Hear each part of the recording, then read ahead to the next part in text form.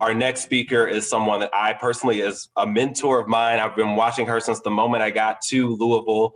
Sadiqa Reynolds is the president and CEO of the Louisville Urban League, and she's the first woman to ever hold that position in the affiliate's 95-year history. Her distinguished career has been one that has included lots of public service, and I'm sure she's a face. If you've been in Louisville, you have seen, you maybe have heard, you maybe have had a conversation with, and I have always enjoyed my conversations with Miss Reynolds. Her distinguished career, though, has, again, included public service, but it's included a number of areas of that, including the Inspector General, as well as Chief of Community Buildings, District Judge, and having her own legal practice. A lot of people don't know that when people get into the nonprofit sector, where they come from, they think maybe you popped up and you had an idea. I think it's worth mentioning, both with Vince, with May, with Sadiqa, where they have been before. So I'm not going to blow her head up too much on here because I know y'all know what she can do. So I'm just going to say she's coming in next. She's going to be talking about, we talked about ethical practices. We've talked about social enterprises for small businesses. She's going to be talking about making business plans around racial justice, making an inclusive environment, inclusive economy. So without any further ado, I will make sure to welcome Ms. Sadiqa Reynolds. Well, thank you, Marvis. Thank you so much. Can everybody hear me okay? Yeah, you hear me fine? Great.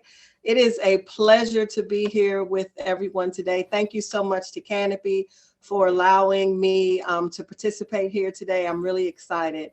And it was good to hear Vince's talk. I'm thankful to hear the commitment from the athletics department. I think that's so very important. I thought it was interesting that the athletics department is willing to teach empathy. And if you think about some of our, government agencies, you think about police departments, law enforcement across the country, and, what would it look like if in fact they engaged in that way, so that they might be able to better serve the communities that they sit in and that they are indeed paid to serve and protect. And so I thought a lot of what he said was very interesting, and I'll be following up with him directly.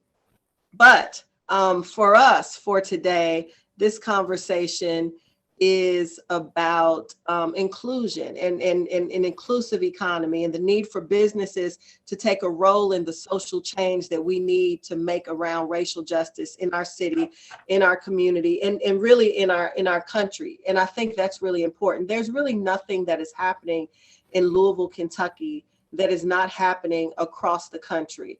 And that is not some excuse that we need to use not to do better, right? But it is just a very real thing, that the lack of inclusion, that the lack of diversity, that the lack of intentionality around inclusion is an epidemic across this nation. And so if in fact our country is ever to be what we want it to be, if it is ever to really have all of us have access to the American dream, then we are going to have to figure out a new model. And I think that is what Canopy is about. It's about how do you inspire, how do you push on, how do you reward those businesses that are willing to say, no, we are going to lead first with a moral compass. We are really going to lead ethically. We are, and not just ethically, as we're not going to discriminate against people. We're going to pay people wages that they deserve, or we're going to meet the law as it relates to minimum wage. But actually, no, we're going to look at our community and say, when we are hiring, are we casting the net appropriately? One thing that I cannot stand, and it happens all the time as the president of the Louisville Urban League, people call me and they want names for boards. And of course, I'm always willing. That part I love. So that's not something I can't stand. I think that's great. What bothers me is when they have 12 seats on the board, they've already filled 11 of them, and now the last seat, they want somebody Black who is a Republican with blue eyes and maybe some disability. This afterthought around inclusion, that's what I think Canopy is pushing against, to say, no, we really do need to be thinking about this and looking at everything through an equity lens everywhere, in every door we enter, every space we're in, and in every facet of our organizations. And you do that because you don't even have to believe in social justice. You do it because it is the best business model. Because who wants to live in a city, in a community, in a country that does not include some opportunity for success for everybody? And so What does that mean? How do we achieve that? I think it is saying it out loud. I think it's very important. What Vince talked about is just setting the tone and saying, here is what we expect. Here's the expectation. And we're all going to move forward together. And there are going to be people who can be on that team. That's wonderful. And then there are those who they can't be. And that's fine too. I say, cut your losses and cut them quick. And I thought another thing that he said that was very interesting to me, this idea of accountability. If there is no accountability, when you're not doing it, how then do we push for people to really do it? When in some cases, they really do believe that inclusion means it is against their interests, which we know is not true, right? It turns out there's not just one pie. It turns out me having some doesn't reduce the size of your slice.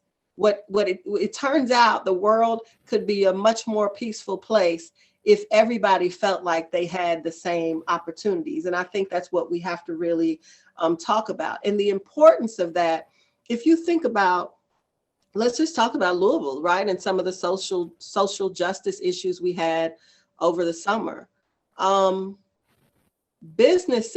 We needed businesses to step up and say, we have to have justice in this city. We have to stand with people who are willing to protest and raise their voices. And it was interesting because, of course, we saw the media and we saw that there were certainly some things that happened that were not all peaceful protests, but the vast majority of the protests were very peaceful. But let me tell you, it was not the peaceful protest that got the business community involved. It was the man on television busting in the windows at the Subway sandwich shop. It was the bank glass being broken. That is when we heard the business community say, enough already. We want the police chief gone, or whatever the changes are. That is unfortunate, but it's true. And we have got to talk about ways to push on the business community to raise their voices for justice and equity, not just in their own buildings, not just in their own companies, but in our entire city. Everybody has to feel like if something happens to me, I'm going to have access to the same justice that anyone else would. Every person working for a company wants to feel like their CEO would stand up if something happened to their family. Everybody wants to feel like if they're qualified, they would in fact get an interview. And if they are the best candidate, they would actually in fact get the job. That's what people want. That's what people deserve. But let's talk about what's happening in Louisville. In every industry sector in this city, Black people make less than their white counterparts doing the same job. I challenge you to look at your company. I challenge people, look at your company, do a pay equity study and look at what you see. And when we look at Black pay in Louisville versus, let's say, Indianapolis or some other city that would have the same cost of living, we see the same thing. Blacks here making less. We've got to be willing to have these tough conversations, but then to go beyond the conversation and actually do the work. And that's what I see Canopy doing. That's what I see Scott doing, saying, not only do I identify the problem, but here is my way of trying to eliminate it. Here is what I'm going to do in the space that I'm in. I don't think we have enough leadership like that in this city. We do a whole lot of congratulatory stuff. We do a lot of pretty ribbon cuttings and flowers all around for a whole lot of people that don't deserve it as it relates to equity and justice. And I'm challenging us in 2021. Is that what year this is? 2020? I don't even know what year it is. That's so sad. We got to do better. We've got to do more. It's not enough. You have to have leaders who are willing to say, in the space that I enter, in the space that I control, in the space where I can influence, I have to be willing to do what I can to make sure that equity is adhered to, that we are inclusive, that we are casting the net, that my HR department matches my words. Because let me tell you, that's what we see at the league so often. The CEO will come to me and say, Sadiqa, we want to hire, we want to do this and that. but that HR director does not match with the CEO's intentions. And so it's not always easy for us to be able to bring people in and for them to have success. And then let's just be honest, right? Nobody wants to be the only anything. You don't want to be the only woman all the time. You don't want to be the only Black person all the time. You don't want to be the only whatever. And this is our year to talk about these things, to really be honest about where we are, who we are, and what we can be. And if we're not honest about that, we are never going to get to that next level. And we're so close. We are so close. I think we are at a crossroads in our country and in our community. And so it is time for us to really push on ourselves and on our business leaders to do more, to do better, to hold themselves accountable, us accountable, and we can. And in my opinion, this summit, these leaders, this work, this is the example. You can be inclusive, you can be diverse, you can be profitable.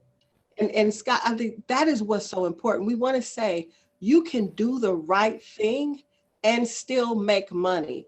I am not suggesting that people, if you work hard, you should be paid for it. We're just asking you to be ethical in every space, And so I see people joining us, and I don't know if that means my time is up. I think it is. So I just want to say thank you so much for those of you who are here, for those of you who care about these issues, who keep pushing wherever you are, whether it's in the boardroom, whether it's in the conference room, whether it's in your offices. If you are a janitor, it doesn't matter. There is work for all of us to do, regardless of title. There is work for all of us in the spaces that we hold. So thank you so much for including the Louisville Urban League. I appreciate it.